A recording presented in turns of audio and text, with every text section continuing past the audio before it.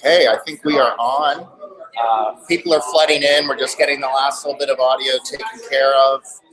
People are getting coffee. So this is the excitement right here for now. UShow15 is the hashtag on Twitter. If the levels aren't right, let me know that way. I'll have a... Uh-oh. Hopefully you're still live. Are you talking a lot, or are you? No, I won't be talking much, but... Okay, I'll just move the mic a little closer to you. Oh, okay. Well, I was just kind of killing time in case... Yeah, just go with this.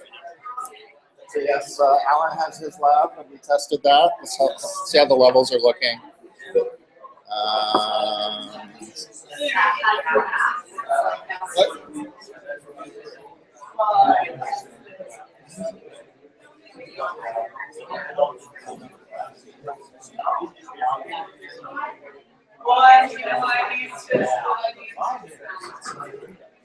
Okay, somebody needs the link.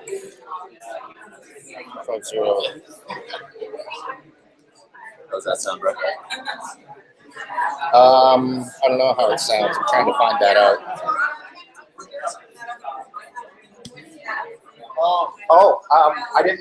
I don't want anyone to take a chair. But yeah, we're supposed to go.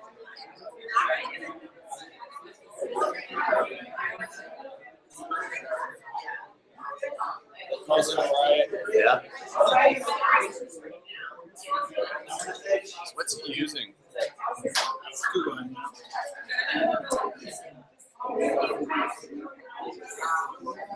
He's the only one in the hangout. That's it? That's it? Check. Oh, he's just got the answer. That should recognize that.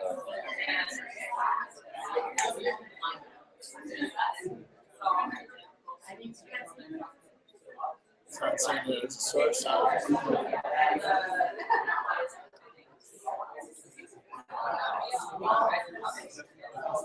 Bluetooth.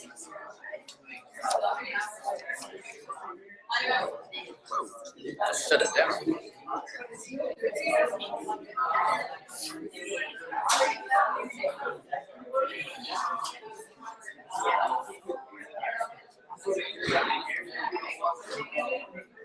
Oh, I just lost that audio source. Yeah, sorry. I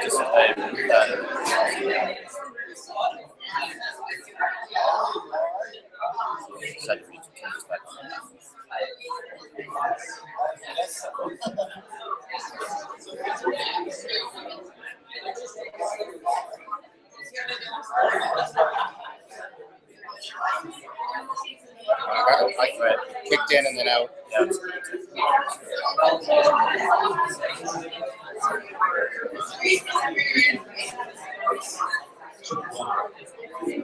Nobody else show up.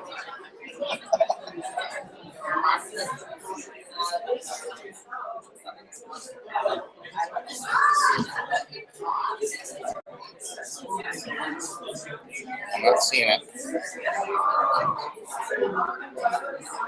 They were close to capacity. Indeed.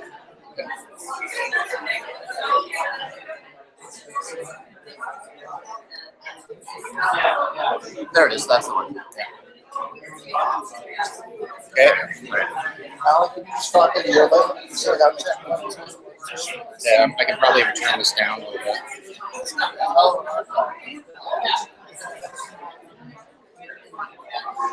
That's a mirror mode. All right. I think we can start. Can we start? Heck yeah.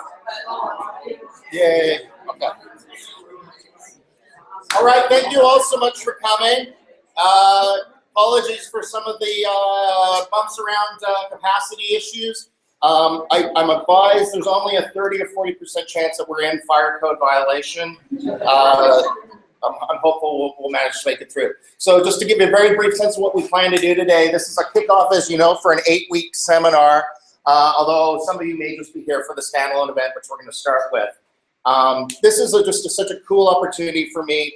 Alan Levine has been, in my view, one of the most innovative, interesting, and dynamic online educational technologists in the field. And he's been a great collaborator of mine for over a decade. So we've actually had Alan here for the last 2 months just before Christmas, and we got him here for 2 more months. And what really became apparent to me was I really wanted to find a way to share what he brings with as many people here as possible. So we're going to talk a little bit more about the nuts and bolts of what we have in mind. But I thought just to start things off, since we do have Alan here, we would kick things off by letting him just kind of give a sense of how he conceptualizes digital storytelling, and we'll move things along. We also are streaming live by Google Hangouts. We're going to try to do these events in dual mode whenever possible. We actually have participants in Portugal, the UK, a number in Vancouver, all over that will be taking part in this seminar during this period, in addition to the people here at TRU. We'll get into that a bit more later. In the meantime, could you please join me in welcoming Alan Levine?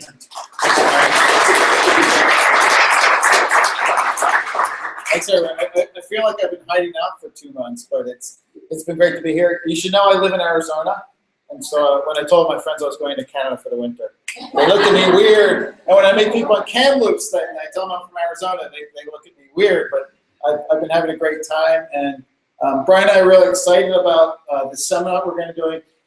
It's going to be somewhat semi-chaotic, and may look like it's highly unstructured, and it probably is, but we hope for those who choose to participate, the whole idea is that you get to pick your level of sort of that you want to participate in. So I'm going to talk more generally about some ideas about storytelling. It's been something I've been involved with for quite a few years. I'm going to talk about some elements that I think are important, and then try to make a connection to these ideas that we're talking about. And so I think we just knock the lights out so you know the title. I like to say story making rather than storytelling, and I'll get to that in a minute. But I usually, when I teach courses, I like to ask people, when I say the word storytelling, like what sort of images or connotations? I'm giving one away right here. But what comes to your mind first? That's sort of a word association when I say storytelling. Old stories. Old stories, legends. Yeah, but that's images like. Pictures. Okay. Video. Icons. Telling things with media. Elders and kids. Elders and kids, good. It's we're telling something that's happened to you in the past. Good stuff. Family stories, maybe? Audience participation. Oh, good. What do you mean by that? Calm response sometimes. I like that. Yeah. And so one of the most common sort of metaphors that come to mind is telling stories around the campfire, which you may not do in the winter here, maybe you do. But I like to use this image because it sort of plays with the idea a little bit. So it's actually these Lego Stormtrooper characters sitting around a little candle. So it's kind of like the metaphor, but it's turned a little bit 20 degrees. So I like to sort of take connotations and bend them a little bit. This is the seminar that Brian's been referring to.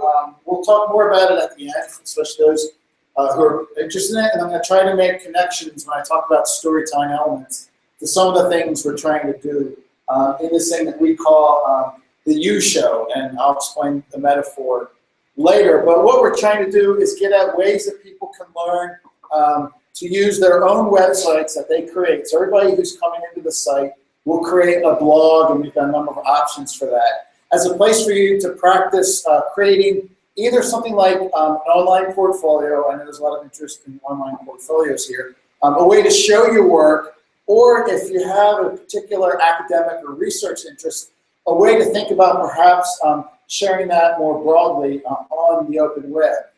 At the same time, I think it's sort of important as you go along to somewhat add some background commentary. And to me, the metaphor that I always use is when movies used to come on DVDs, not everything's streaming, but when I got a movie on DVD, I enjoy, sometimes not enjoy the movie, but I always like to watch the extras. Any film buffs here? Yeah, so I would watch the director's commentary, I'd see the outtakes, I'd want to know the shot location things. So I try to make that metaphor with portfolios, which are generally showing your best stuff outward, with the idea, what went into making it? How did that thing come to be? And so we'll be using some blogging practices and some activities around creating different kinds of media in the 8 weeks of the seminar. But first of all, I want to get back to the idea of what works and some of these elements of storytelling. So you can't beat a good opening. And I think you've maybe seen this one before, Once Upon a Time.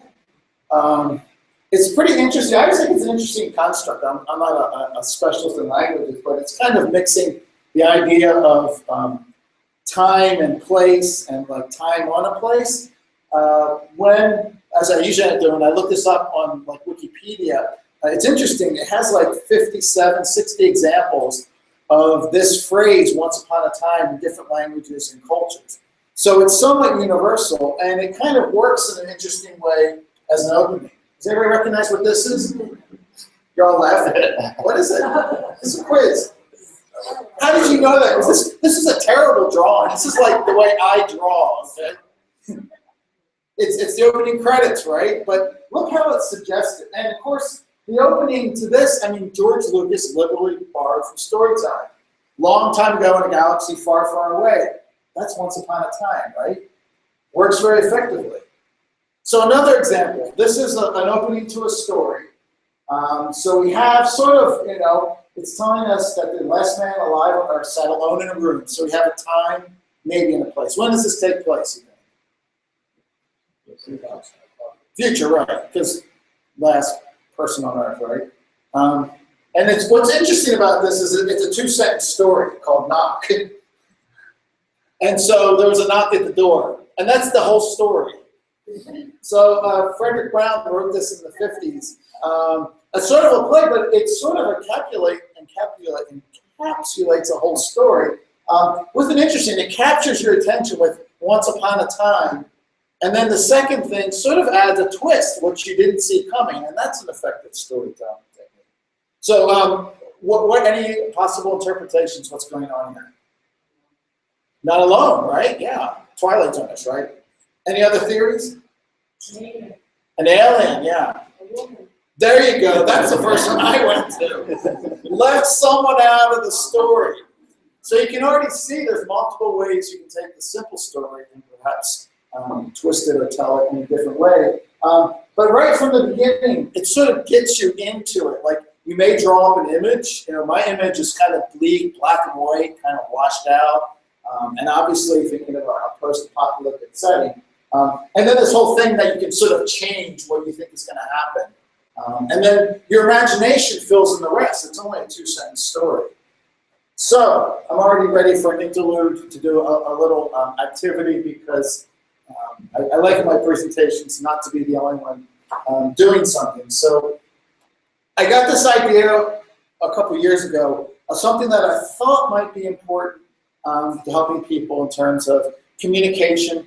Sometimes it happened going to a lot of conference presentations where people were reading slides to me, and I was bored because I felt like they weren't really talking. They were reading and giving me this monotone. So I got really interested in some of the methods that people learn how to do improv. So make up something on the spot. And I thought through a number of iterations that it might be effective to have sort of a way to have people practice doing some improvisation. I was having trouble with that. And I built this website called Petraflicker. So there's an interesting concept out there called, it's actually pronounced Pechachka, but I always say Pechakucha.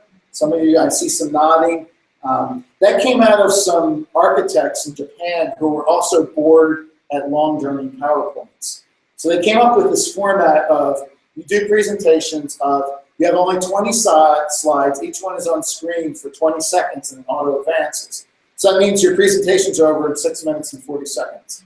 And it also means that if you're doing one of these presentations, you have to be prepared. Anybody using this in their classes? It's a great way to get students because you can't just make it up on the spot. You have to sort of work out your presentation in advance. There's also this thing that went on. I first saw it at, I read about it at the South by Southwest conference. They did this thing called PowerPoint karaoke.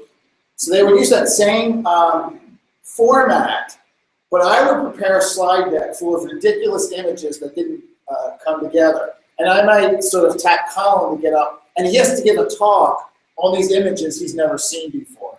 It's kind of entertaining, but you have to think on the spot. So I got this idea. I don't know exactly where it came from. I do a lot with photography, and I do a lot of work with Flickr, the photo sharing site. Is what if you could create something that would do this with random photos from Flickr based upon a tag? So I'm going to try it right now. Actually, you're going to try it. Everybody's game. Because I think there's something to be said for doing improv. So what I need are maybe 3 volunteers. Anybody willing to join me in some improv, 2 or 3 people? Anybody? Yes. What's your name? All right. Tim. Tim, I like the spirit, Tim. Let's hear for Tim. Come on up, Tim. Anybody else? A couple people volunteer. Yeah. Yeah. What's your name? Shalai. Chalet. All right. Come on up. Thanks for playing. All right. Who's mine? All right, and I'll be the third. We'll keep it simple. So what you can help me with is I'm looking for a tag that'll bring up sort of an interesting mix of pictures. We don't have to do Hawaii. I just was thinking wintertime here. Any sort of thematic words that you think would bring up sort of some challenging pictures for us 3, Tim, me, and Chalet, to do a talk about. Fishing. Oh, really? Fishing's a good one. You guys came to talk about fishing? Are you a fisherman? I don't know. I eat fish. Yeah. All right. So the way it works is obviously you're going to put fishing in here. And then we're going to go down some advanced options. We're going to do, let's see, 3, we're going to get each are 50 feet. All right, this will work. So what's going to happen is when I click the button here, the window's going to open. The first slide is sort of a placeholder. And then it's going to bring up the first random fishing image. And I'm going to start to talk. And it's only going to be there for 15 seconds. And then when the image change, Tim is going to have to pick up where I left off and continue the line of thought with the next image. And then Chalet. And then we'll do this. We'll go around. You guys are game to do 3? Sure. Okay. Yeah. So we're just going to try to keep this theme of fishing. And we can go whatever direction we want, but the key is sort of, to give a good handoff. Sure. All right? It's like that game telephone when you whisper and Are you sorry you volunteered? Yeah. especially since the topic's fishing. All right, so now we're going to play, and again, I will start off because I'm going to create this mess. Sure. All right, so this is the placeholder slide, and so this is just to be on screen, and obviously we're ready to go, and I'm really glad to be here at Thompson Rivers University to talk about really the craft of fishing, because you may think it involves lots of bobbers and technical things, but it's pretty simple the way my grandfather taught me how to weave my nets together, which I find is a metaphor for life.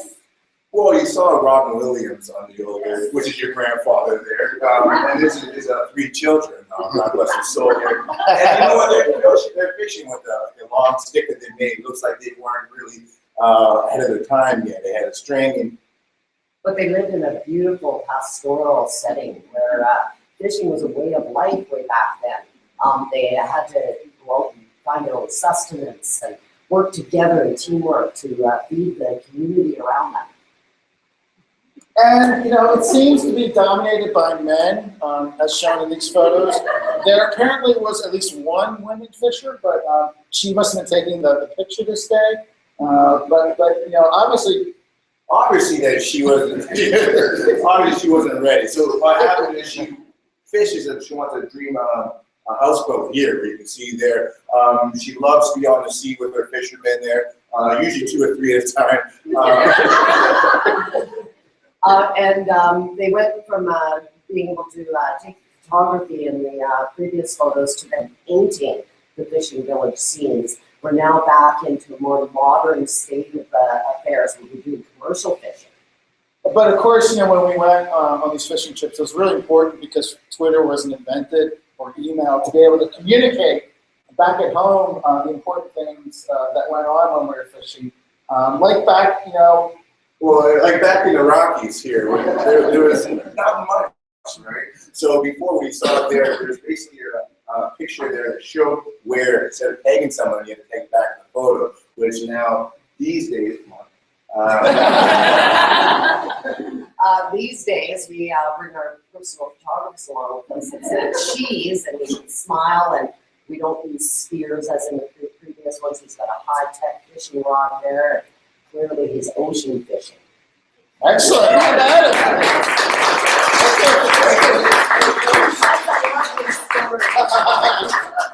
Before you go, what was it like to actually have to come up with these on the spot? Like, what was? It's fun, I guess. I don't know, your brain has to work, and you have so many different things that you want to say, but then you have to stay on top. Yeah, you only have 15 seconds. And trying to compute the visuals into what was just previously said, so it kind of makes a little bit of sense. Right. All right, thanks. I think one thing was important was obviously listen to what he had to say, like the Robin Williams. I saw that picture, I acknowledged what the picture was, and then I went on. So it gave me a little bit of time. He's bringing up some really good points. So you can stay or go if you want. But so first of all, I don't know if you can tell, but the energy in the room changed, which happens when you do something engaging like this, I think. And also, as Tim and Shalay alluded to, your brain is doing, now I'm not a brain scientist, but I think you're having to process a lot at the same time. So it's a really good activity. We were not using our normal sort of presentation voice like in the first chapter of my book on fishing. We were being more conversational. Obviously, it's silly. So it's quite playful. Was anybody glad that they didn't volunteer? Yeah, the guys and the gals in the back, of course. And also, as Tim pointed out, what most people tend to do, the tendency is to sort of go really literal and describe. And so he did a great improv technique where he added. So he brought in Robin Williams. And so we added to what wasn't there. So what becomes important in improv is also filling in spaces with our imagination. So what does that do with storytelling? I don't know a whole lot, but I think as a practice in terms of getting people out of their discomfort. When I first started doing this, I would ask like people to do just one talk all the way through, and it makes it a little bit more of a collaborative exercise when you have to do the handoff in round robin. I'll let you know I've done this through online in Google Hangouts and also Blackboard Collaborate, so you can screen share and run it with a group, so it does work in online setting. I have known. I know people who use it in language classes, so I know Spanish teachers who will give their students a topic like food or clothing, and so it's a great way to practice your conversational skills in other language. Does this bring up any ideas for other people? Yes. The general compulsion to create order and narrative out of language. Yeah. You find that useful or not? That's how we perceive. Just checking. That's what. That's how we perceive reality. Like we have to be familiar. Yeah, and that's what I look for as well. So thank you for participating. Do you want to try it again, anybody? Just making sure. So another thing I want to talk about, what works in stories is obviously having a character which we may or may not identify with. I've been starting to use examples of commercials for to show these because first of all they're really short and it's interesting as to what you can pack into a commercial. So I'm going to show two different commercials. They're very similar. They are both for technology products, but they're different in the way they present those products. So I'm going to play both and then we'll talk about it. Into your new office, a personalized service to help you get things done. When you sign into Office, it knows who you are and remembers where you left off. It responds to your touch. And your documents travel with you. Because your creations and edits are automatically saved to the cloud. So they are always up to date across the devices you love. Your new Office gives you the flexibility to focus on what's important with a single tap. So whether you're illustrating an idea or sharing your perspective, make it personal. Because at the end of the day, there's more than one way to get things done. And the best way is yours. Welcome to your modern office.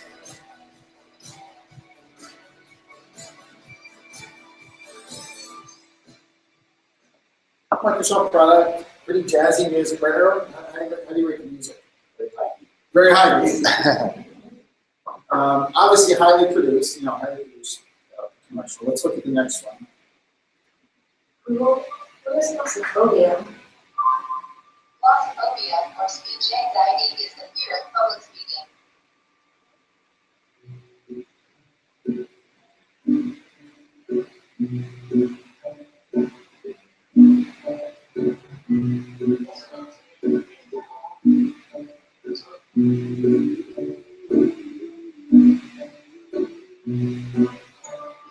There is three elements at the time: the speed of growth, strength, and boldness.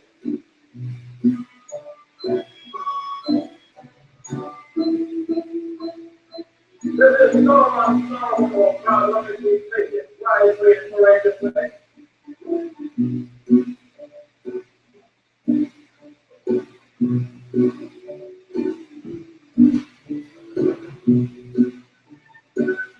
Let me assert my firm belief that the only thing we have to fear is fear itself.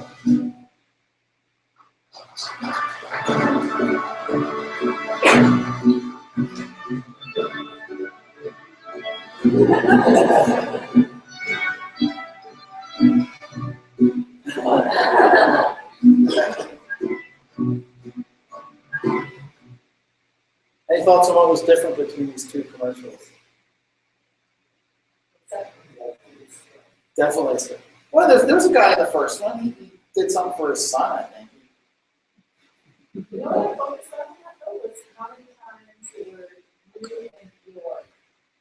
That just is what I heard, so I didn't catch that. Interesting. Yeah, the second one, you got to create your own narration. That was just, I've seen this one a couple times. What's interesting is how much is not explicitly said. So you never hear the kid giving his talk. And so they metaphorically show rather than explicitly show. Any other thoughts? Well, definitely beginning, middle, and end. So, Yeah. It's a true story arc, as opposed to the first one was a lot more content based and highlighting things you could do with the technology rather than show that through one specific story. You know who the character of the first one is? It's the technology. I mean, there was a man there, and I can't really tell. It seemed like he's corresponding with his son. I mean, these little Danny Park Jr. things, but it's not clear. And actually, the only feedback he says to his son is "good job." I don't know. To me, that's kind of weak. But relatable, good one. Yeah, the music was a little bit lower.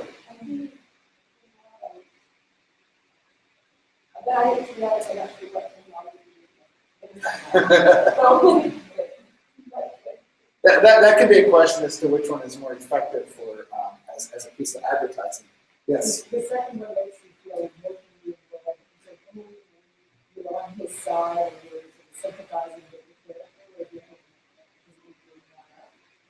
And that's, and we'll get to talking about this, is really important, is that your characters are presented with an obstacle and they overcome. Okay? I think it just gives people one of the business. So when people, it's easy to travel to work. And this is actually some life and challenges that young people go through. So it's easy. Yeah. I'm not saying the first one's necessarily not as effective, and I'm not a marketing specialist.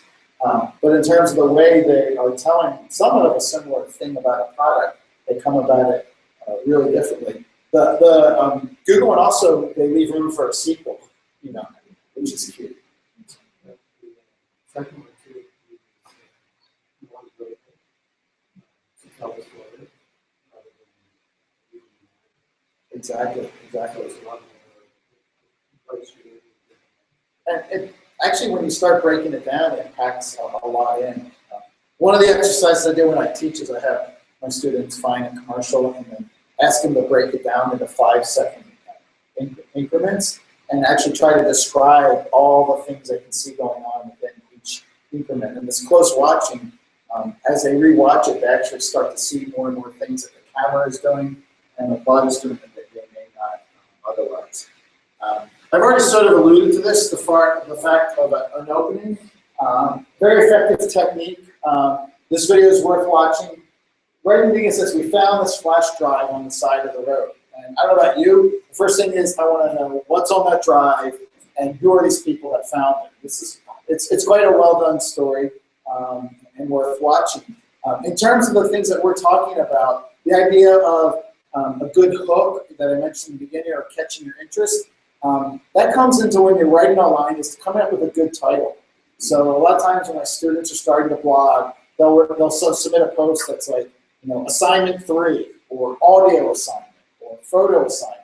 And I'm like, you're missing the opportunity to get my interest, or anybody's interest, by not coming up with a clever title. So when you're thinking about writing your blogs, even naming your blog. So, if I'm creating a blog and I call it Alan's Blog, that kind of says what it is. But it's not quite a draw as a really good draw like this. Or think about the opening to Kafka's Metamorphosis. That first sentence just sucks you right into it. This guy wakes up as a cockroach. Other things that work is building a sense of anticipation. Generally in education, we're sort of great to sort of tell people what the objectives are and then tell them what you're going to cover. And then obviously there's an instructional design reason for that. In terms of entertainment, where it works better is kind of illustrative. This is a silly illustration, but I came across reference to this study that neuroscientists were doing to understand about the chemical dopamine and what it means when it's triggered. Do we have any brain scientists in the room? I'm not sure. Someone can correct me if I get this wrong. But they were doing this experiment with monkeys in the lab, and they were squirting apple juice in their mouth with, I guess, monkeys like, and they were measuring how much dopamine they were recording in the monkeys when they got juice. And so they did record a spice, monkey gets a juice and it's like, oh, that's good. Something happened, and I think I read that there was something went wrong with the experimentation, and the juice didn't squirt out the monkey. And what they found is there's actually a higher level of dopamine when the juice wasn't delivered because they were expecting it. They had gotten a reward and they were anticipating. So the message for storytelling and communication is like the sense of a hint about what's to come before actually telling you what happens works very well. This is the premise of every scary movie. So anytime, the young girl or boy goes down in the basement in the dark, you're like, don't go there. Why? Because there's something lurking in the dark basement. And they do it anyhow, right? But the sense of anticipation works really well in all kinds of literature, novel, myth-telling, etc. We hinted on sort of the idea of, I think Ken mentioned in the Google video about how things are sort of hinted at and not explicitly shown. An example I shot is from the movie Jaws, this dinner table scene where Chief Brody, he's really going through one of his worst days. Someone died on the beach because of some decision he made not to close it. And they have this silent, it's only the sound of mom making kitchen in the background. This thing where he's at the table and his son is imitating everything that he does. And it's done without any dialogue, but it's really powerful and it says what's going on. So what this means is a lot of times when we're creating content is we don't always have to be extremely explicit if we can represent it perhaps in other medias or with symbols or metaphors to represent ideas. Can be as effective as explicitly trying to say what's going on. And also I think what works very interesting, mainly because I like photos and I like weird photos on the internet, is putting things together that may not necessarily belong. So I can't remember why I was looking for this picture and I found it. I wasn't looking for a picture of Darth Vader with a giant cat behind it. But this thing juxtaposes two things that don't necessarily belong, and the scale like is all different. So it kind of captures our attention. So this could be metaphor for perhaps levels of power, or it could be just for comical situation. The guy who posted this photo said, first of all, there are lots of people on the internet who take lots of pictures of little action figures and Legos. There's like a whole subculture of this. And he was doing this with his Star Wars figure, and his cat just happened to wander in the back of the photo. And it worked out to be a great picture because there's this whole sort of distorted sense of reality and scale. So it messes with our expectations too. Any thoughts come to mind what this image might suggest, this red bean on the carpet?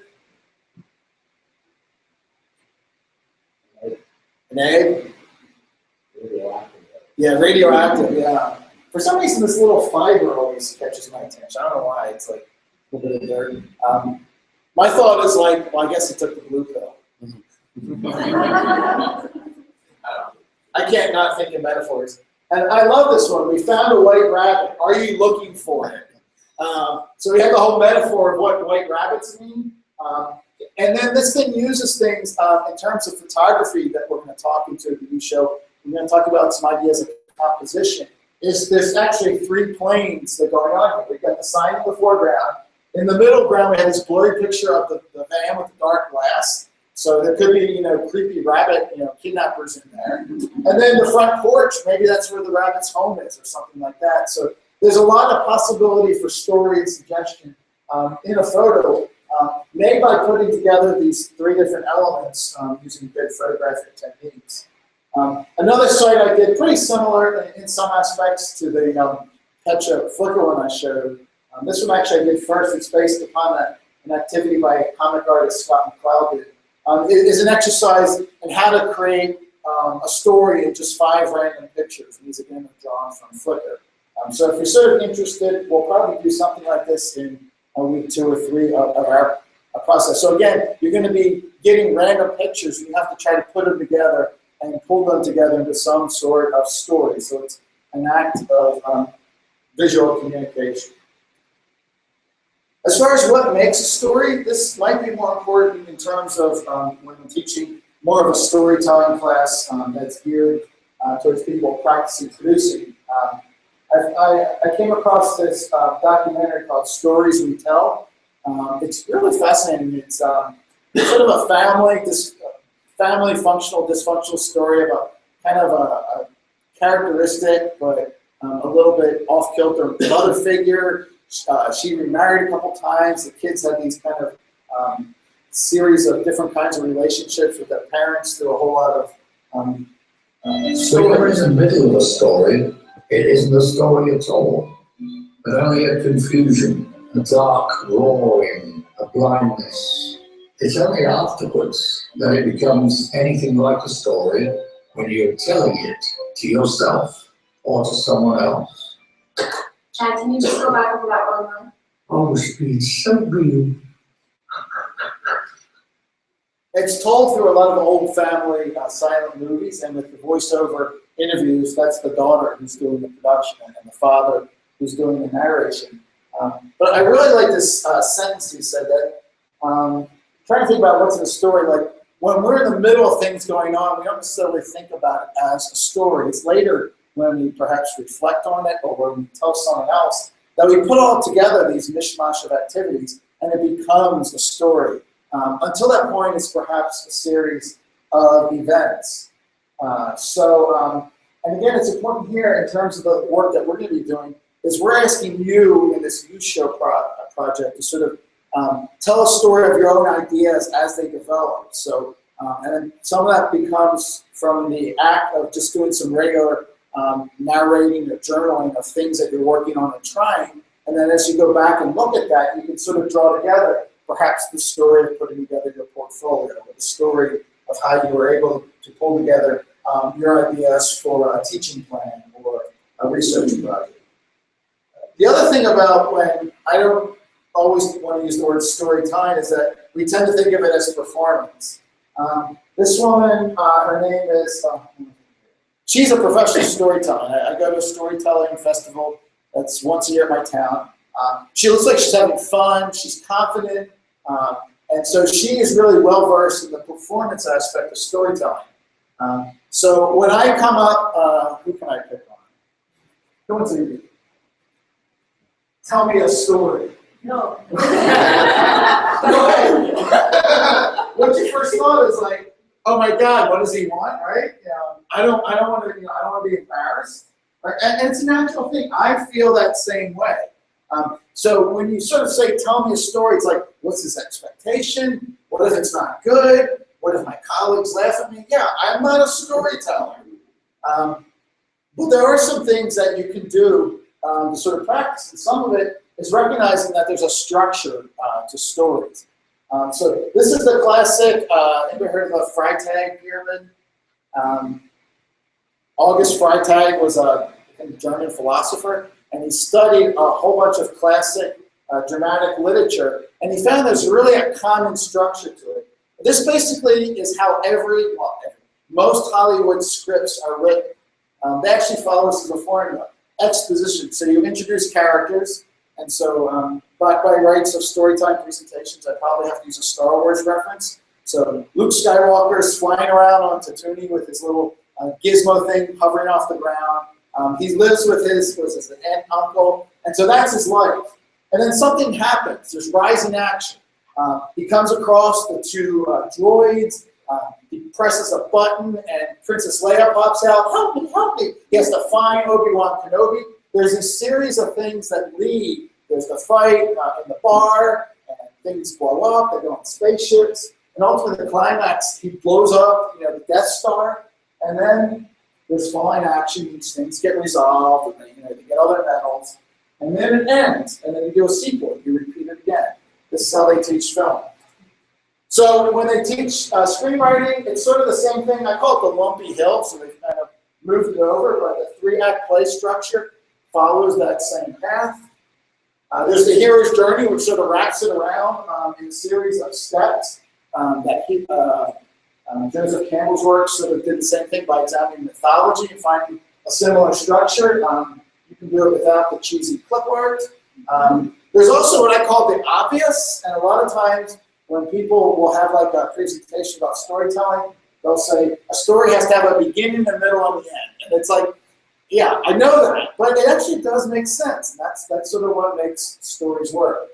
The best explanation that I find comes from novelist Kurt Vonnegut in this little talk that he does.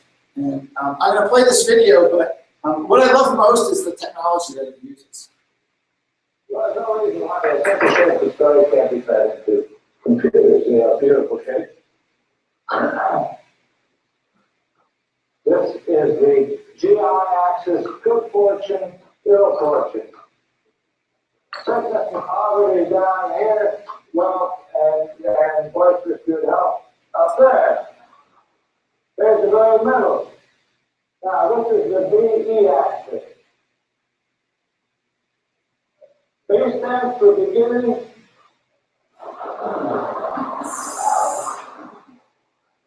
E stands for electricity.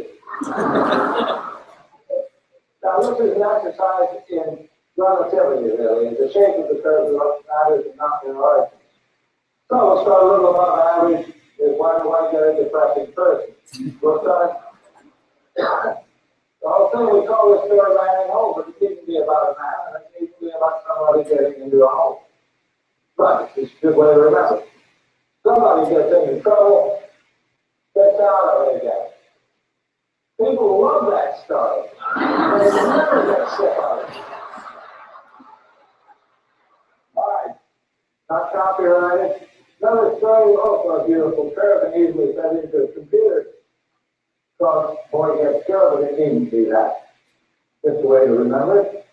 So, on an average day, average person, not expecting anything to happen a day like any other, find something wonderful, just love it. Oh, God damn it.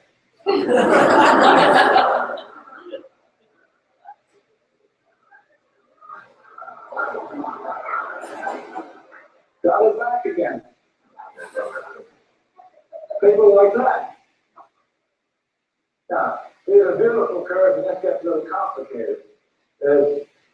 Computers can now play chess, so I don't know why they can't digest this very difficult curve I'm going to draw for you now. And it so happens that this is the most popular story in our civilization, Western civilization. We love to hear this story. Every time it's retold, somebody makes another $1 million. You're welcome to do it.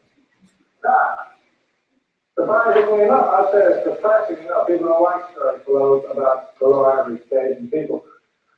But we're going to start way down here. Worse than that, who is so low? It's a little girl. What's happened? Her mother has died. Her father has remarried a vile-tempered, ugly woman with two nasty daughters, big daughters. You heard it. Anyway, there's a party at the palace that night. She can't go. She has to help everybody else get ready. She has to stay home. Not that she sinks lower, no. She's a staunch little girl, and she has had the maximum whack and faithful to the loss of her mother. She can't go any lower than that. Okay, so the fairy godmother comes. Gives her shoes, gives her stockings, gives her mascara.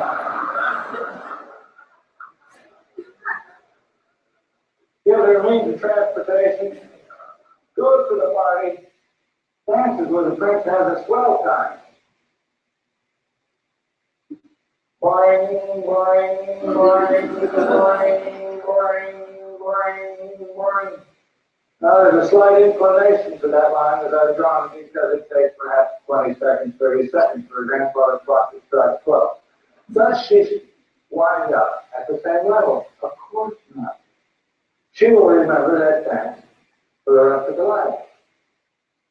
Now, he moves along on this level till the prince comes to shoe fence. She achieves off-scale happiness.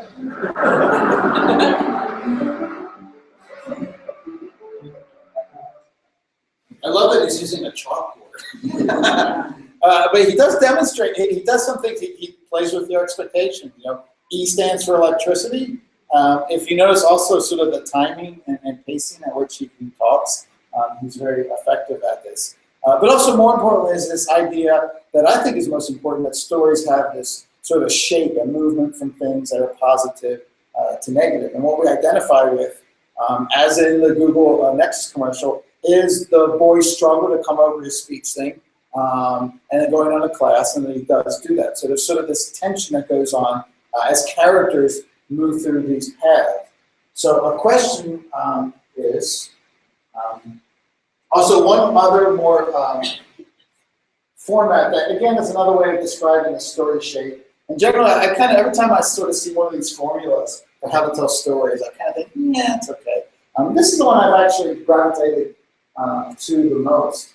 But for the Kurt Vonnegut shape that you saw, one of the activities that I do and that we'll do is to sort of take a story that you know and actually draw your own curve and put that points on it where it matches up. And then also to be thinking about, in terms of the things that you do, your own kind of communication, what kind of shapes are there? Do you ever think about sort of the narrative shape of an email?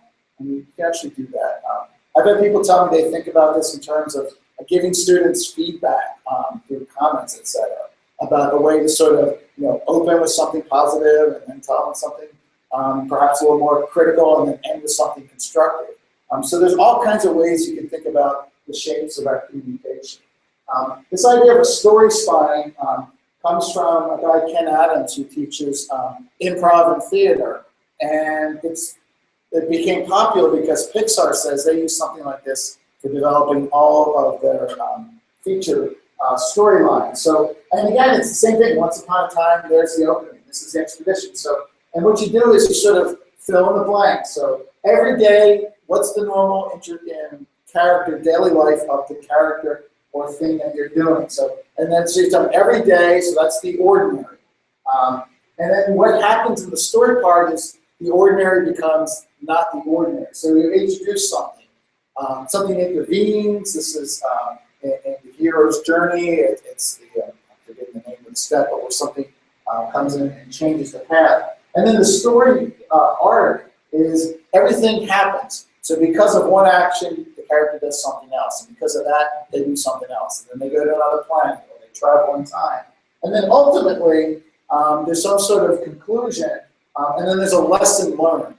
So this is sort of a framework that has been, I've seen, pretty useful for people trying to figure out how to give this story this kind of shape. And along those lines, that idea about overcoming tension and obstacles is really important. So another commercial example, this is, of all things, a Super Bowl Budweiser commercial. Not an advertisement for either. But what this marketing person did was actually, they did an interesting exercise where they took something out of the story. And again, I'm going to play two versions of this commercial so you can compare to what happened. What happens. It's pretty cute.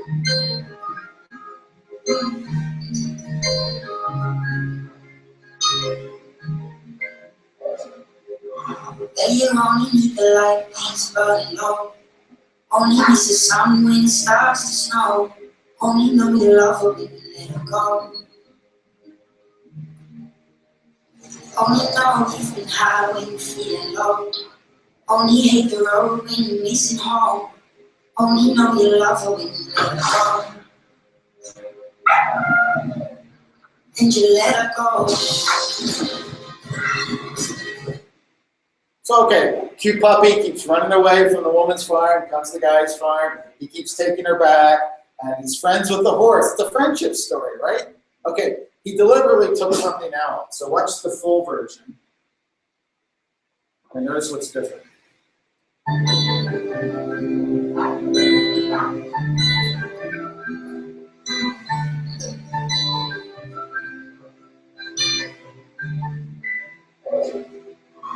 That you only need the light when it's burning low. Only miss the sun when it starts to snow. Only know you love her when you let her go. Only know you've been high when you're feeling low. Only hate the road when you're missing home. Only know you love her when you let her go. And you let her go.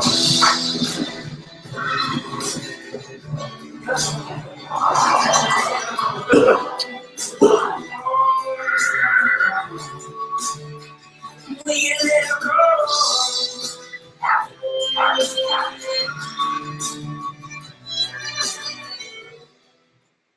Very responsible. Can't be the cute dog. What was the part that was taken out, if it's not obvious? Yeah, by the you know, the hipster in the black, you know, just looking at his phone. So this idea of like putting your characters through something somewhat traumatic or something that you have to overcome as an obstacle, that's the tension that makes the story really work. Because without it, you just have a series of events. And the guy who wrote this post even goes on, this is a little bit extreme, be a sadist. Again, quoting Kurt Vonnegut. So something in stories and literature has to happen for your characters to overcome it. Now, what we're going to try to figure out is, like, in terms of writing your portfolio, I don't know if we're going to necessarily write about bad things that happen to you, but maybe we will, or in terms of thinking about how you publish or share your work online. But in a way, we do overcome obstacles, and that's part of the tension of our own development as runners and teachers. So not everything comes out as the shiny, nice report at the end. So I know I make mistakes all the time, and so part of that is a way to address them and becomes part of our own story. Another example, if we think that storytelling is just a thing for like people in the dramatic arts or the creative or the writers, I came across this great book by this guy named Randy Olson. He was a tenure-track biologist at a school, I think, in New Hampshire. He had tenure. He was in his 40s. He achieved everything the academic should do, except he always had this other dream, and he wanted to do documentaries. He wanted to do nature documentaries. So what he did was pretty radical. He left his academic post, and he enrolled in the USC Film School. And the title of this comes from the way he describes the opening chapter. It's the first night in class. He's in this classroom full of a bunch of 18, 20-year-old young people trying to get in the business. He's in his 40s, already feeling out of his element. and they're doing improv in that class. And the teacher is this big, burly, acting coach, and she's trying to provoke them into doing improv. And so Olson gets his prompt, and so he's thinking about what he's supposed to do. He's thinking like a scientist. He's like trying to figure out what am I supposed to do. He's breaking down the problem. And she yells at him. She says, "Olson, get out of your head. Don't be such a scientist." And so his book is sort of his path in learning from what people in Hollywood know about making stories into how he can help scientists and generally academics become better communicators of the work that they do.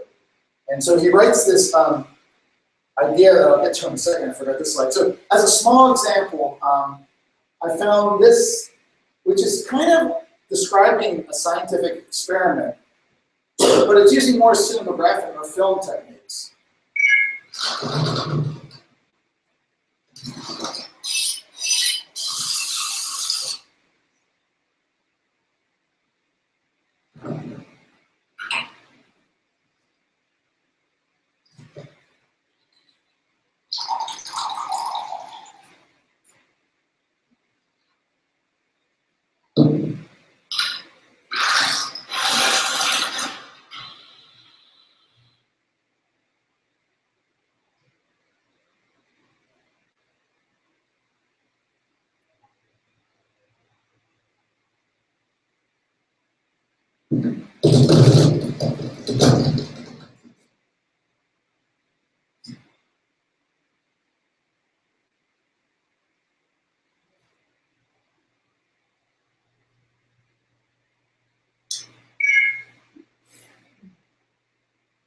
Perhaps not the most important piece of scientific research, but there's a lot that I like about this film. First of all, it's using a lot of multiple camera angles, short cuts.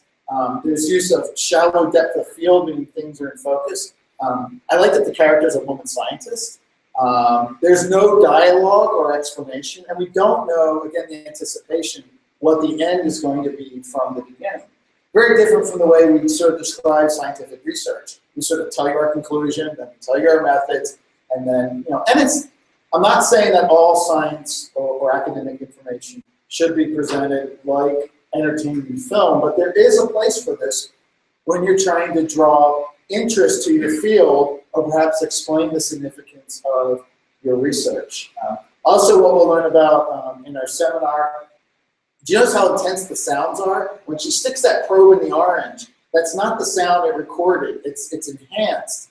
It's a technique known as Foley that's used in film where you actually overlay other sounds. So when there's a fight scene, when they're faking the fights, there's someone in a back room whacking a pillow with their fist, or I've heard they use celery a lot. There's this whole field of creating sounds that are enhanced to create a bigger impact. So one of the projects that you'll work on in our seminar is somewhat doing like a dramatic trailer for perhaps a project you've done or you yourself. And so this idea of creating a trailer for our subjects is a way that we think might be useful for drawing interest to the work that you do. And this brings us to the idea of what we're doing in this UShow seminar is, again, I'm going back to this idea of movie making as a metaphor. And that's the premise that Brian and I are putting together for this thing. We call the UShow, which is a little bit of play. So we're asking you to sort of participate to create sort of an online show about yourself. I mean, it's a website that you're going to produce. And so if you're going to be doing online portfolios, you're obviously going to have things which are like the final movie. They're going to be examples of your work, your best work, typically what goes into a portfolio. And then as we go through the seminar, we're going to be hopefully teaching you some things about, working with your website, but also how to create media. So how to use images to make metaphors, how to think of design elements. We're surrounded by design elements. There's design elements in this room. There's white space, there's lighting, there's contrast or lack of contrast. So thinking about design elements that you can wrap into your expression. We'll do audio so you get some experience on how to edit and produce a little short audio feature, and then do some video. So we're going to cram that into 8 quick weeks. And you're going to produce stuff, but we also want you also to sort of do that backstage narration. So as you're working on things, we're hoping that you use the blog functionality to describe what you're working on, your ideas. If you're doing a portfolio, maybe it's things that inspire you or just perhaps references that you come across. And I go to this metaphor because quite often it seems to me like all of our work is so focused on that final production. So we ask students to write papers or to do presentations. And what happens is we kind of lose track of all that process of how they get to that point. So I find in my work, which has been in technology media, I've been doing my own ongoing narration for 11 years now. So in my blog, and sometimes it's just I'm describing a project I'm working on, or perhaps I'm talking about maybe a programming technique that I'm trying. I'm talking about things that didn't work. I'm talking about mistakes that I made. It's for me as sort of my own narration. And so I actually can tell you what I was doing on June 26, 2006, or about that day, because I probably have my own blog post written on that day. So I'm not doing a blog necessarily for anybody else. I'm doing it for me as my ongoing narration of our work. And so we don't know if this is going to actually play out, do it, Brian? So we're inviting people, and we know it's going to be a new process to sort of engage in this series of activities of thinking about story elements, trying and working on creating and expressing ourselves in text and media on the web, and also thinking about is there a use in this idea of narrating our work? And so this is sort of the break in the talk this morning, because I've talked about storytelling elements, and I'm certainly willing to talk about, or maybe have some dialogue about that. And then I think Brian and I are going to shift into talking more about the seminar. So this is sort of a transition period. If you've kind of gotten the piece that you want, or you've heard enough, and it's like, that was not what I wanted, you can gracefully exit. But I really, appreciate you guys coming, especially Tim and Chantel for being really much. I like it that your hand went right up in the air. I don't always get that. Any sort of comments, feedback, things you perhaps want to know, didn't want to know? Too many Budweiser commercials? Is resolution necessary for an Interesting. Yeah, I always wondered on the Vonnegut curve, like, because they always end up in the positive quadrant. So is there a story worth telling where things end pretty negatively? I don't know. I mean, it might not be resolved, and there are story structures that break those conventions, but I think it's harder, and I think we're kind of wired for those people overcoming obstacles. I don't know. What do you think? Well, I've always argued that it doesn't necessarily have to be a resolution, but then I guess what's a resolution? So if it is open-ended, that is in fact a resolution to that story. And I've been taught in the past that every story does have a resolution. We've had some pretty animated discussion around that. And I think that's kind of where we always went to, is what to find the resolution. And there are some movies and films or books I've seen where I'm like, I'm not too sure what got resolved, and people can have multiple ideas about what got resolved. I met a science fiction writer who says he actually doesn't write about things in his story that are dramatic events. He writes about the everyday activities of people on this spaceship or wherever they travel. And so his storytelling is just that beginning part. It's just what that common day future life might be like. There's stories, lots of stories where he's advocating. That's what she's really a picture on, I suppose. Yeah. It's just that. Yeah. And I kind of wonder, like, where does the reader's emotion go with those stories? So do they pull out their own resolution in terms of how they interact with that? So yeah, I'm not saying that, again, that necessarily everything has to be resolved.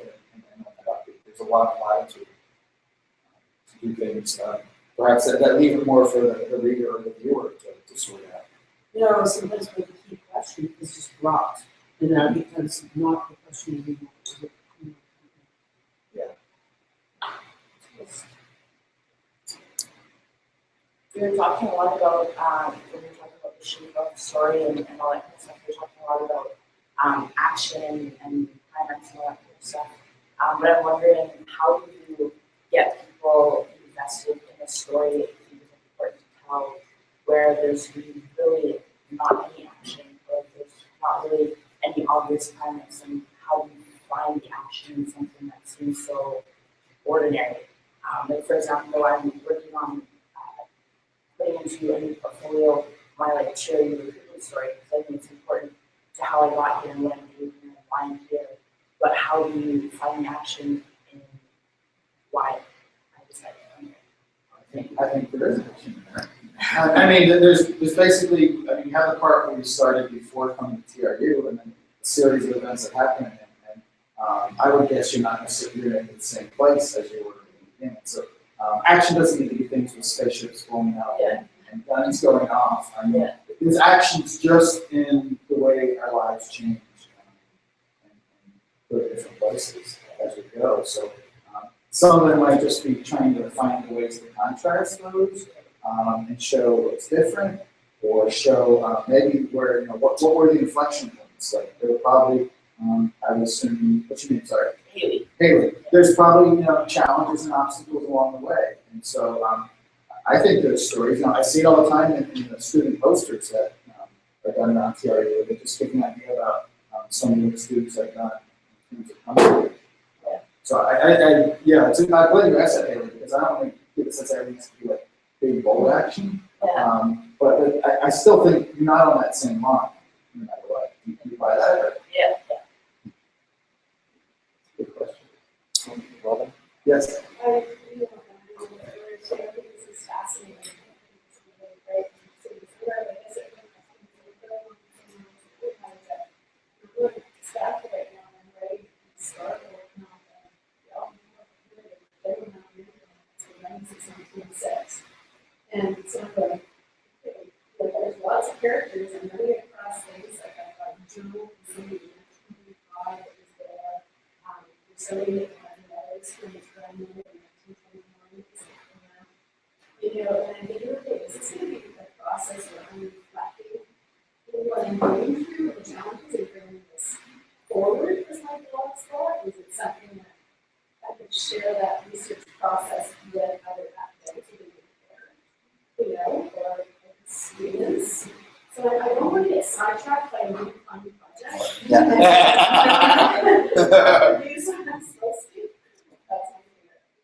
I have a thought, but I'll let Brian say first. I just love when researchers when they're in their process, and I've only experienced this a few times, but where, like, for example, if you were at some point, like, you came across a trove of letters and that was what your day's research was, and there was like one letter that just blew you away, and you'd be very unlikely to reproduce that letter in whole, in a relatively unadulterated form in your book. You would probably, it might even just even inform your analysis. You might not even refer to it directly. I love when researchers take those in the moment reflections that give you a sense of where that larger, more analytic narrative that you'll be constructing when you actually get to your book is about. I guess that's partly why we chose that usual metaphor. Like, we were thinking, it's like when you get the DVD and then you get the director's commentary where they kind of go, oh, when this scene came up, we actually were having trouble with our lighting, and that's why we had to shoot it over here. Or, oh, this actor was a really interesting person because of this. Or the outtakes, or the, and so, I don't know, that's not me trying to tell you what to do by any means, but as a reader, those are the kind of things I find I crave when I engage a piece of research.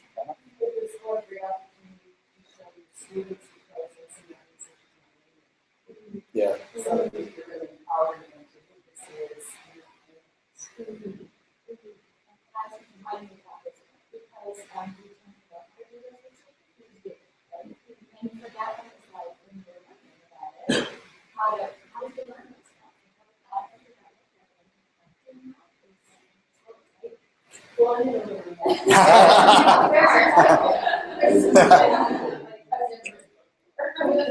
Because of the weight of what you think you have to cover, or because I don't want to, because it sounds like all of a sudden we're asking you to do something even beyond all the things you're dealing with. So if it's too much of a load, obviously we don't want it to interfere with your work. But like Brian is saying, the technical and sort of like time capabilities are about as much as writing an email. And so I'm not going to ask how much time per day people spend on email. But basically, you're typing in a box, except you're almost writing an email to yourself. And so I think there's going to be, because when you're in the middle of it, all this stuff is present. And then when the book is published, 6 months from now, 12 months from now, it's going to be a little bit vaguer as to some of these minute details, which perhaps didn't become highlights. So obviously, you're not going to make up a story about your research because those are factual, but I'd pay attention to things that you come across that perhaps you notice. Our colleague Gardner Campbell talks about nuggets when his students read, like, you're coming across all these letters and something jumps out at you. And so there is sort of an emotional thing that happens. And sometimes it's just an eyebrow raise, or sometimes it's a curiosity. And so pay attention to those. And maybe just jot them down and think about, why did that passage, or why did that sort of have that effect on me? And is it because of something that I can relate to? Or is it because of something I disagree with? Or something I don't know what to connect with, but it feels like? So that there's some, I think, intuition at work when we're reading and looking at all this information stuff. So one of the videos I'm throwing into the mix in this first one, someone just sent me, this woman from Portugal, and somehow wandered into our course. This is what happens in these open courses. Like, I get stuff I didn't know about. So this woman, Maria Popova, who writes Brain Pickings, is a great column. But basically, she talks about this idea about this world of information. So we're surrounded by information, but that's not knowledge. So somehow information gets moved into knowledge and then into wisdom. So you're floating a lot of information, and you're sort of pulling in the things that you know or you're finding out. Ultimately, you're going to come up with some knowledge, but there's going to be perhaps some bigger lessons that you're able to draw upon it that maybe don't even go into the book. But obviously, this topic is important to you. And so sort of tap into things that kind of match that level of interest when you decided to write. Because it's a huge undertaking. I've never written a book.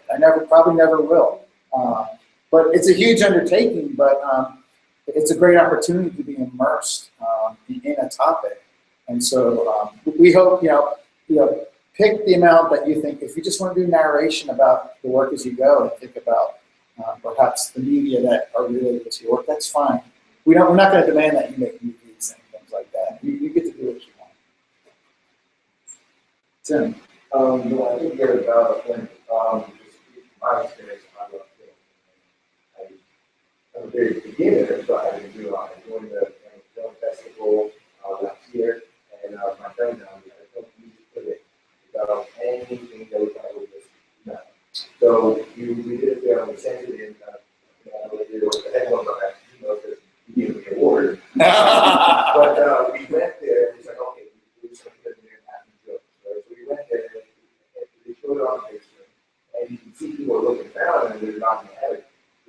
Something there. And so I want to know, get that. So after the end there, the last word of the night, I thought there's so many better films than what we had. But the one that we got, and the one that we're so proud about, when you keep both of the data, that audience choice. Wow. So the audience choice award, I thought was probably the best award you get. Right. People that don't know us didn't know that was the first thing ever made, and we just put it out. And then all of a sudden we stand there and we give us feedback.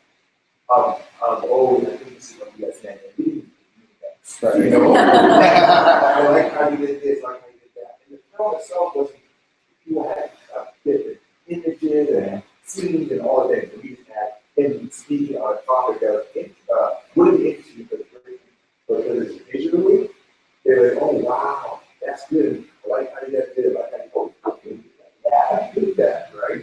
But I mean, it's feedback. Now I understand more. I understand why you were doing it. You did it there, or okay, you did it wrong, Williams. So I just see stuff and know if I don't, if someone asks me a question, I would always be able to explain why. But I think it helps me know why you did it. Did you have some things that didn't make it in the film that were kind of like outtakes or just ideas that we do have a at the end that we added. Yeah. I added my voice because he was a big performer on right. So at the end, he did the voiceover for it, and then he finished it. He nailed it, and you heard me go, that's it. He didn't know. I was like, no, that's a good one. And we decided to keep that. That was genuine. I was like, you nailed it. And at the end, things added my voice. I was Lou was like, yeah, you did it, nailed it. And I thought that was a good add-on to that. So something you said was a huge motivation for why we want to do like a series of kind of linked workshops, even though the idea isn't so much to create rigor. As Alan said, we're not going to be grading you. We're not going to shame you if you decide you want to skip an assignment or focus on something else. Like but what we hope will happen is when there's a group of people trying this stuff together, what you get is, and it's kind of modeled on a digital storytelling course that Alan's been involved with at other places called DS-106, which is a digital storytelling course. And what you get when you do an assignment, part of DS-106, that you wouldn't get just by messing around on your own, is when you post it, you got all these other people that are in the same place as you. And and I don't know, personally, I find it highly motivating that if I take a photograph of something as part of that daily event, and then 7 or 8 other people happen to do the same sort of thing, and we can look at what each other did, we just give each other little one-line comments, it's fun. It just creates a kind of intrinsic motivation and support, essentially. And we tend to provide it more to each other than from the top down.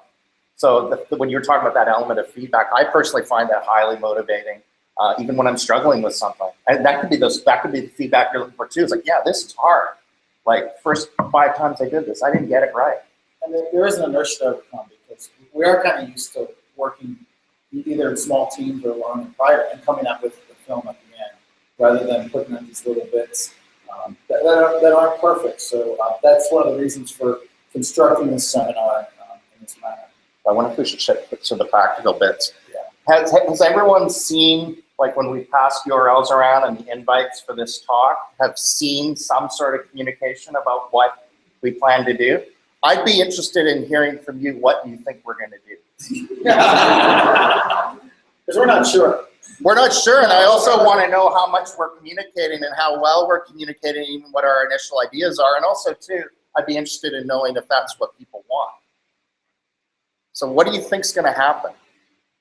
I thought it was interesting that you brought in that storytelling method of that climax and anticipation, and I have no idea what it is. And I'd like to follow the narrative to the end, you know. So yeah, so mystery.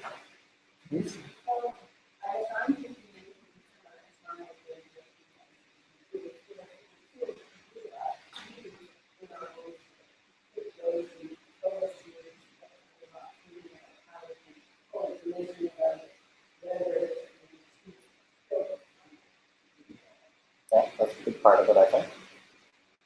Anyone else? I don't know what you're going to do. But I think there'll be times where we come together and we're working on stuff. It's always the little things that I stuck on. It's like, you know, I want this picture here. No, yeah, what's wrong? You know, there's something stupid I'm doing that's in the way.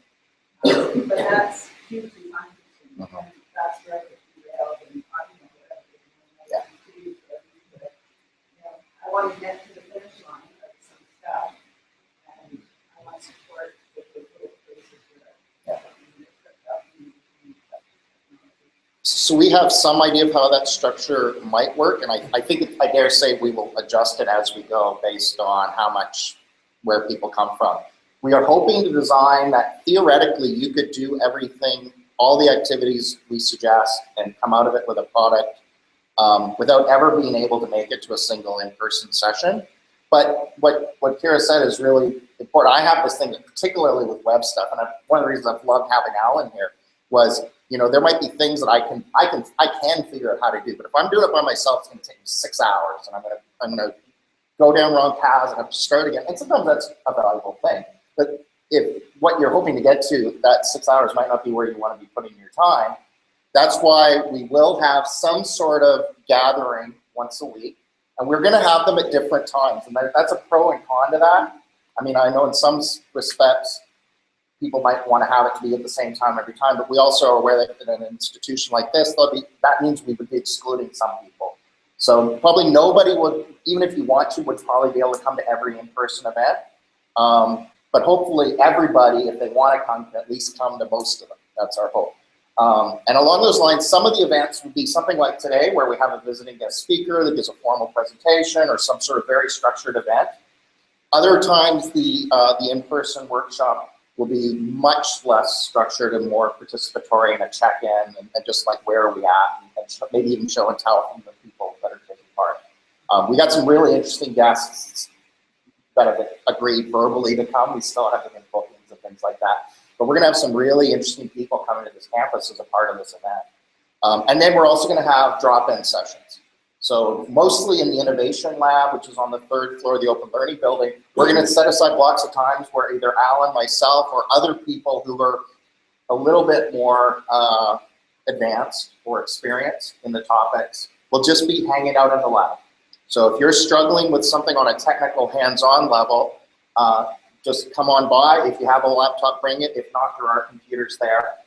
So just bring a jump drive or put your stuff online somewhere. And then the idea is that we would just be able to hang out and sit next to you while you're trying to work through your stuff. So the general format is, the week starts on Tuesday. I decided, well, first of all, because I just got to town on Monday to produce a video, but like everything always starts on Monday, right? So we're gonna be different. We're gonna start our stuff on Tuesday. That gives you a chance to get through your Monday and get refreshed. So the cycle will begin on Tuesday with a blog post on our site. And we actually haven't finished today's yet, but it'll be out by this afternoon, which kind of gives, there'll be a couple components. There's gonna be a goofy video that Brian and I try to do every week, and I can show you that if I want. Just to sort of lightly introduce the topics, but also play with this idea of front stage and behind the scenes. Then there'll be some activities and things we suggest you do, not that you have to do them all, so you can pick and choose. And then there's going to be a schedule of events like Brian described. Sometimes it'll be, we're hoping to have our friend come in and help do like a photography photo walk and sort of give some photo tips. So the best way to get images are to make your own, okay? And so we'll talk some about using images and finding images. And then we're going to schedule, we call what Brian described, we're calling it studio time. And so basically, we'll be set up in the open lab generally, or we may move around. And basically, it's going to be whoever comes, and we will show, and we will go over, specific problems if you want, or I can demo stuff more generally. But people are going to be all over on the map for sort of the thing they need to figure out. So when Brian said 6 hours, okay, never go 6 hours, okay? Okay, that's my rule when I teach. Like when I read on my students' blog posts that they spent anything that has a denomination of hours trying to figure something out themselves, they're doing it wrong. So my rule is if you haven't figured out the answer to your problem by going through your own sources and your own searches, I say sometimes 20 minutes or 30 minutes. If you've been that stuck on one technique, say you're trying to do layers in GIMP, or you can't get your tracks to sort of separate in Audacity, don't spin your wheels that long. So there's lots of resources. We're using Twitter because it's really effective for answering questions. So if you're new to Twitter and you think it's weird, that's okay. It is weird.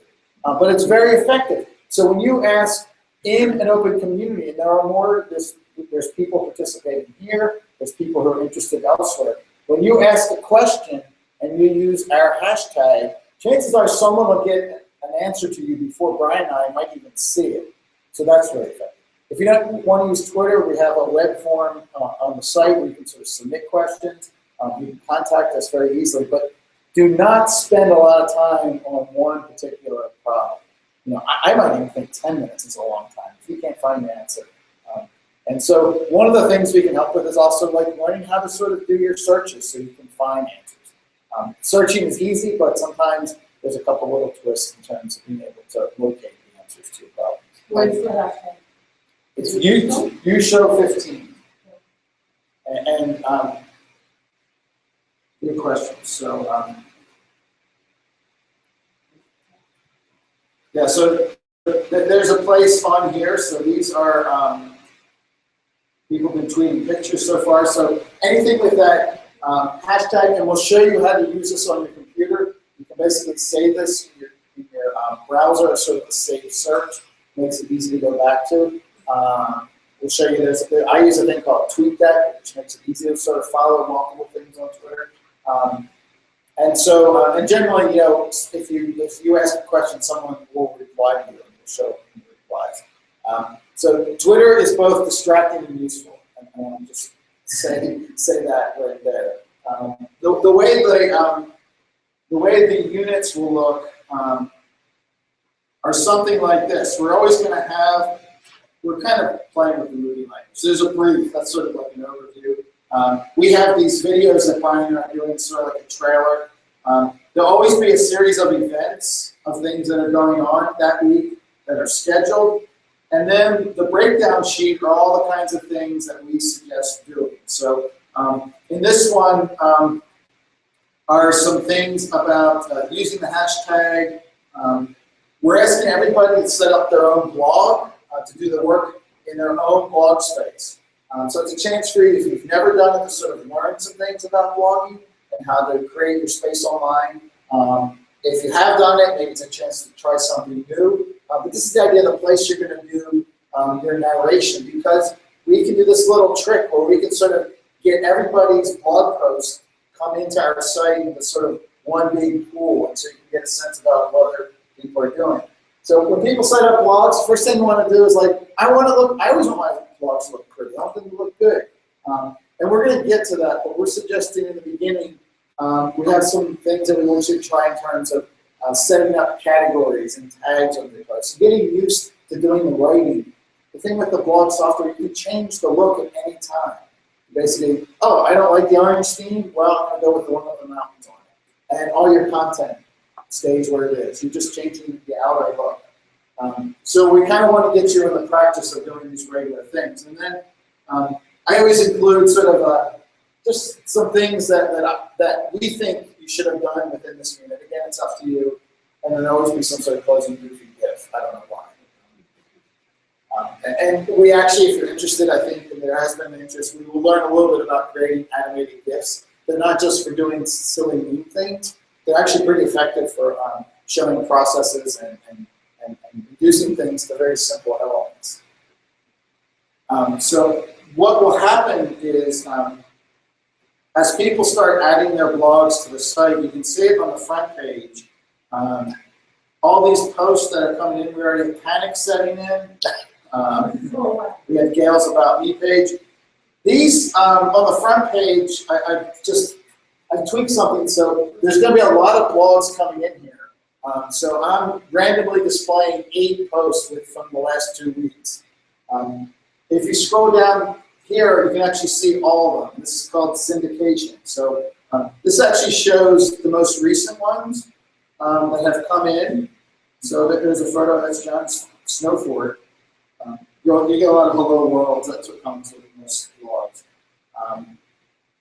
And then we have, basically, if you're curious to see who's publishing here, these are all the blogs that have been added so far. So we're up to 14, which is pretty good for a course that the site is 80% still being worked on.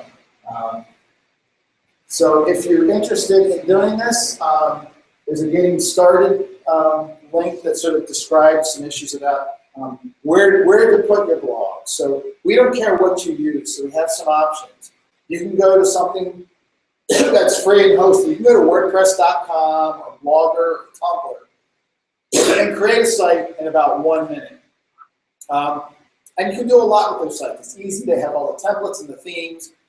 But you can't do quite as much. So we do have, for people at TRU, we're running sort of a little sandbox, and this is even where this thing is running, called TRU Box. I don't know why. That was like the name I threw out in the meeting for some reason. Running that with it. And so basically, we have, I don't know, about 12. Melissa and Michelle have one, and Kira has one on there. This is sort of a fuller version of WordPress, where you can actually do a bit more than you can do on WordPress.com. And so if you want a chance, the beauty of this is like, this is sandbox. So if this ends up not being what you want, you can sort of throw it away if you want, or just cast it aside. So this whole seminar is sort of a chance for you to practice on something perhaps that, the risk of failure is pretty low. I hope so. Is that what you're doing? No. We will punish people. We will punish people. The other thing is that you're not really stuck with what you started. So if you start something on Blogger, there are ways you can move that to another platform. So don't worry too much about where it is. This is a chance to sort of practice your skills at writing, somewhat frequently, taking your own notes, and learning how to do things like embed videos in your blog, and perhaps do some sound editing and add a sound clip that can be part of your blog. And the reason that I think it's important is to have the media in your site so you can write around it and put the context around it. And so some of this, may come into play for those who are faculty with some of the ways you might be thinking about putting the material online, as well as for people, we're pitching this. Most people are probably thinking about doing portfolios, which is, of interest, but we're also been thinking about that. There's some people who are thinking about some ways that which they can sort of do some publishing online and being able to show examples of perhaps research in a rich online format. And so we're trying to have those as some of the main sort of directions we think people might be wanting to use these tools. And if you have some other, you can just kind of go along, do blog posts as we go on an assignment or task by task basis and just treat it that way. Because yeah, we do have a lot of people at TRU, particularly if they're associated with the Center for Student Engagement, Learning, and Innovation, that want to develop their portfolios. So we're definitely going to have a kind of a stream where we're going to try to identify tasks or just kind of to guide that process along, so that hopefully if you feel like, okay, I've got to build a portfolio, you could follow these steps, and hopefully at the end of the 8 weeks, you'll have a portfolio that will meet the expectations and you'll feel good about. And then yes, we're hoping to identify ways of helping people that might be wanting to capture research in a way that I hope Robin might be interested in doing. But at the same time, there might be something you want to do. Maybe there's something you'd like to say, well, I'm going to go through these steps. We're going to be playing with audio, playing with visual stuff, playing with video. At the end of it, I would love it if my web project was this. And just because we haven't identified that already doesn't mean that we can't work with you to try to create something like that. So if you showed up here hoping that you could work towards building something and we haven't talked about it yet, that's a conversation we want to have. Absolutely. We also have we're going to send out some weekly updates. If you like stuff in your inbox, there's a sign up for a thing called Tiny Letter, so we probably just once a week. I want to ask a practical question about that, because this is, we created, there's this kind of attitude where we kind of put everything online and that we were going to use the email relatively infrequently because, emails where information goes to die. But I also want to be sensitive to how people are used to working. And I also know at TRU, in some respects, that people don't send the group email. Sometimes it doesn't exist. So I would like to just get an honest read from the room here. If we have this newsletter program, which actually sends quite nice, cleanly formatted email alerts to everyone on the list. We were originally going to make it opt-in, which means, you may end up, if you're not going to the site and you're not following on Twitter, you might kind of start to slide out of the flow a little bit. Another approach we can do, but I would never want to do that if people don't feel cool about it, is to make the newsletter opt-out, where we basically, everyone who's kind of participating, we start sending the newsletter. If you don't like it, we'll take you off the list. I just don't want to be disrespectful to people in that way, because that is kind of the inverse of how we normally would do things, but we want to represent your work styles. Are you cool with getting a newsletter?